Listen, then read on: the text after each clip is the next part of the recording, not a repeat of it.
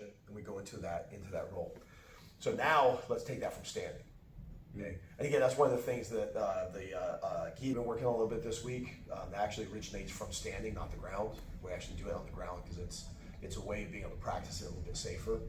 So we can go into it from there. The cow catcher, which is then to the opposite side, that all originates from standing. And this technique as well originates from standing. So when I go in, he's gauging this because he's wrestling. So when I'm in and I can bring that head down right here and make that connection, okay, now I'm looking at that leg. That's my target now.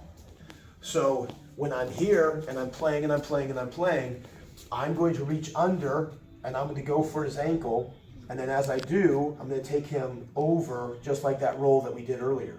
So I'm going to come in right here. If we were wrestling, this would be a pin. Okay? But now his leg becomes the equivalent of his other arm.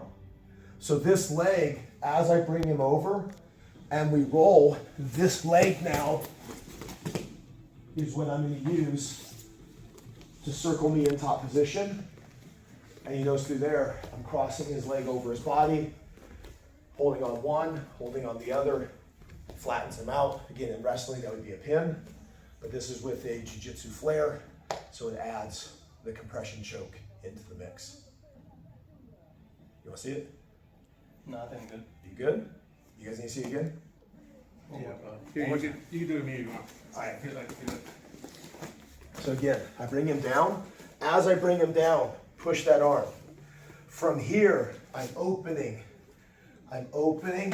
here. So again, from here, don't stop, but his leg, as it goes over, this becomes how I pull myself to get up top. Like I said, don't stop in the middle though. I said, stop, drop, and roll. You guys, it's not just fire prevention. All right, let's go first. That.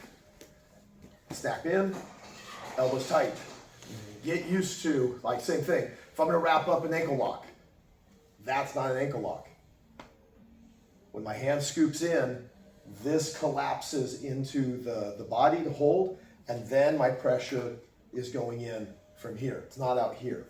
Same thing when we grab onto the neck for a guillotine and the like. That's not our position. Get those arms inside. So again, when I'm here, okay, and I snap him down, and I've got him here, my hand is cupping his chin, and then I connect my other hand here. This hand is nothing more than a control mechanism. This is where the choke is going to come from. Okay, so in this instance, when I get a hold of him, okay,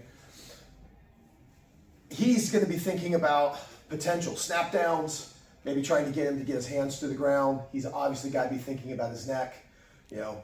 But a lot of cases, what they're not thinking about doing is usually they're not thinking about just dropping an eternal slang, you know, going down to their knees. They're thinking about trying to find a way out, you know, that kind of stuff. So overhooks, remember they collapse, underhooks lift. In this case, I'm running with an overhook. So I'm here, control, control, control, okay? Now what I'm gonna do is I'm gonna do a falling drill. I'm just gonna throw this leg out and I'm gonna sit immediately to my left butt cheek. And again, I just roll sideways. It's not even pulling him over my body. It's literally just rolling to my left. So I'm going to throw my leg and then chase it immediately into position.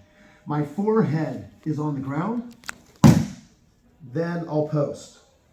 As my head comes up, kick your feet back and roll up on the head. There should be no throw going over. It's all side to side. So when we do our break fall drills, as I'm here, we'll put our foot out and then we'll sit. Okay, that's our break fall. All I'm doing is the break fall, but when my foot comes out, is just roll to your knees.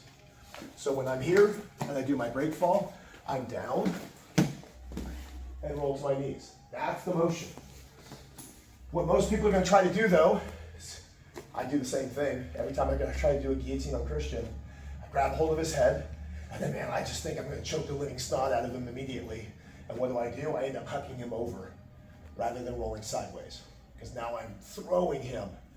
The choke is the last piece. The positional exchange is first. Grab on, post, sit, turn, and then land your choke. So always go for the positional exchange first, but don't let go of the head. Keep that tension in play. So I'm coming in, snapping him down, snapping him down, snapping him down. Then from here, throw, connect, post. And then as you sink your hips, look up. And as long as your hand is still in play, choke's engaged. This is not one that relies on muscle strength. This is positional power.